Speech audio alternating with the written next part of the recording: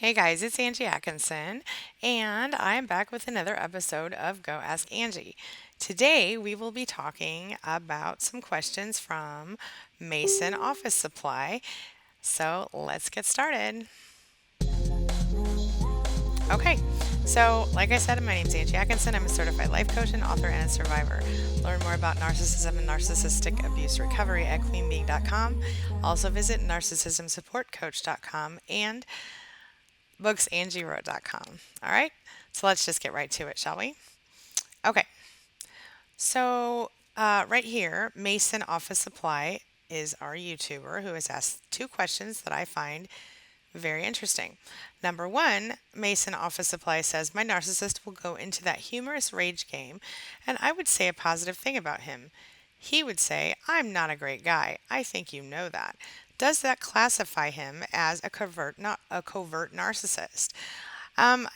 Based on what you said, I think that it may classify him as such, but that also may be a tactic, like seeking validation from you. If I'm not a great guy, I think you know that.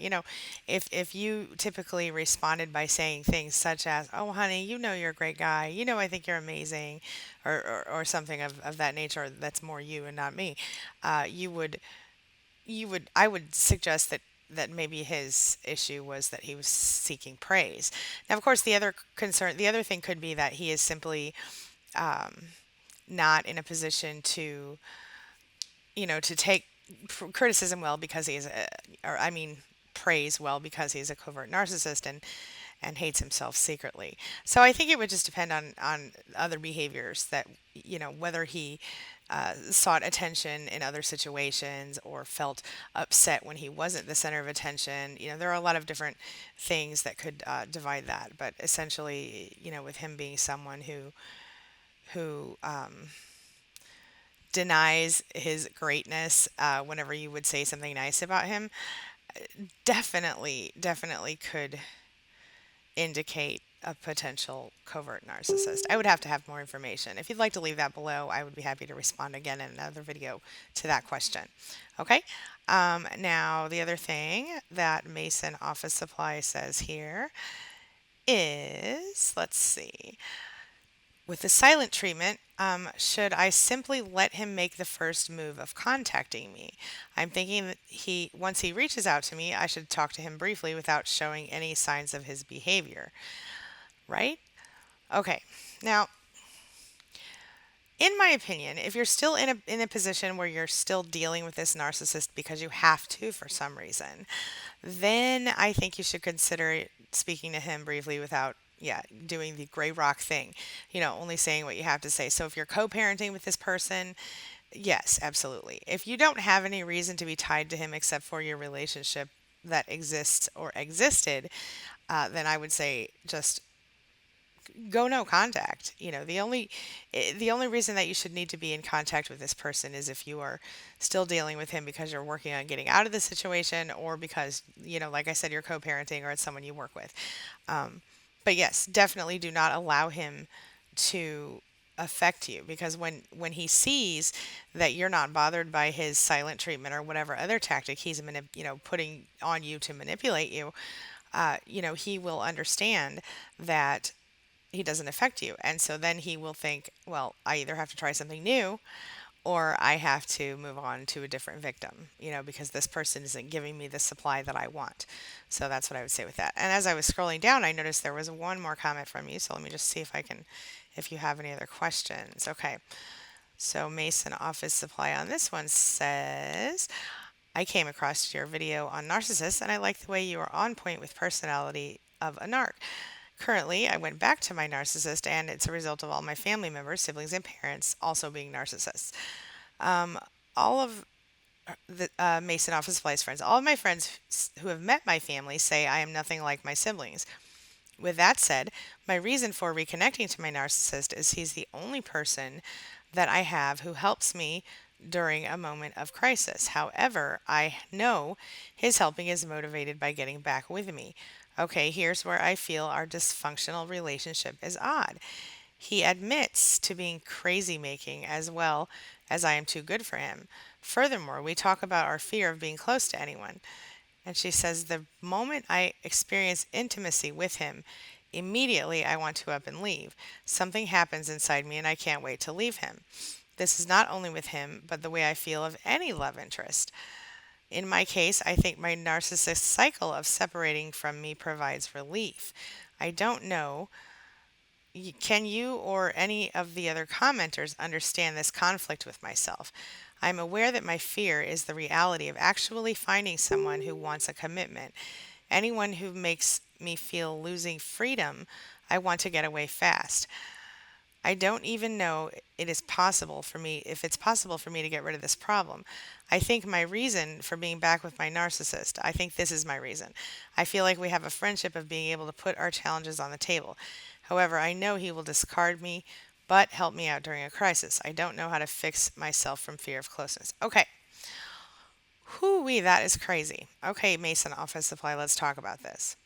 So, this is a very complicated situation because obviously you have been in some way very negatively affected in your past, whether it was because you were taught that you didn't have anyone you could count on, and so you had to develop this inability to attach to people, or it's more than that. Now, with being in a relationship with a narcissist for you probably does feel convenient because you don't need to feel too attached to him because you know that his interest in you is purely self focused, self motivated.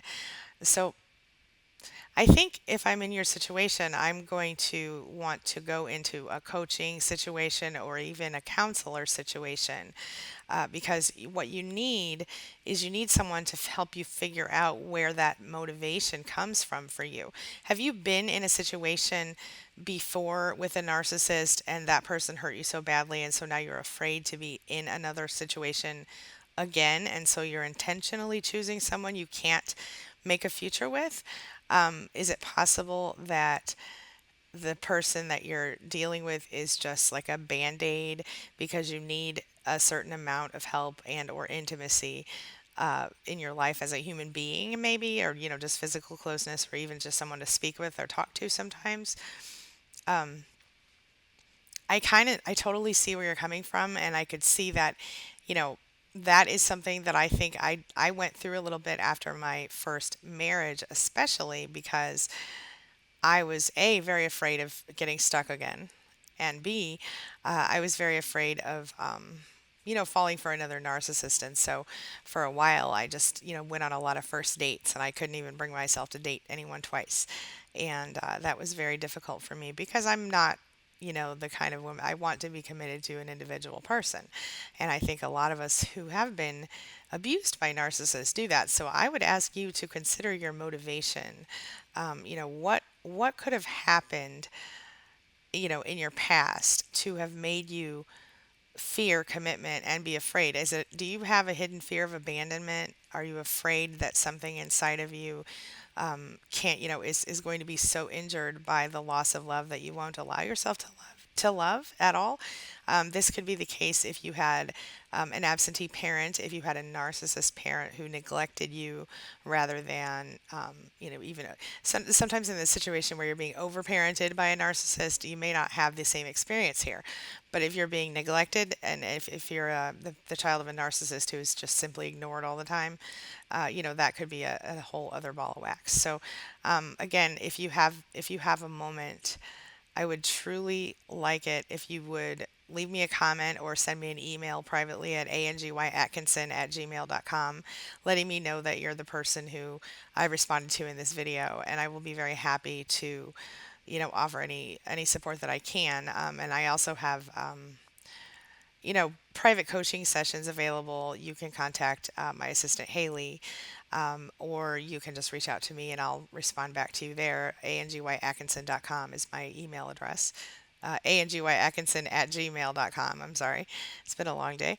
And I think if you want to work with me personally, I would be happy to work with you. If not, because if there's an issue where you can't afford it or you need, you can't be in a situation like that, of course, then you can join our span group, which is queenbeing.com/span. Here it is right here in this comment that I left earlier for another person. So, I'd like you to reach out to me again, please, and let me know, some additional information about your situation. I'll be happy to respond in another video. Okay? All right. That's all I've got for today. I will see you all again tomorrow or later. Oh, and before I end this video, if you would check out my other channel. A lot of you have been kind of following along with my husband's story. We just recently went to LA to appear on an Ancestry.com commercial because my husband is A, related to Marilyn Monroe, and B, he's a foundling. So when he was born, someone abandoned him in a telephone booth in Kansas City, Kansas. That was June 7th, 1972, that he was found. So, in order to, maintain your own choice and not force you to watch any videos that you don't want to watch, I have decided to create a separate channel for any information about the adoption. So I will be updating that probably about weekly, and I would really love it if you would consider subscribing to it as well. Okay, I'll try to remember to include a link to that in my description below. All right. Oh, and I'll also throw an annotation onto the video as well. All right. Thank you very much. Have a wonderful week, and I will see you soon.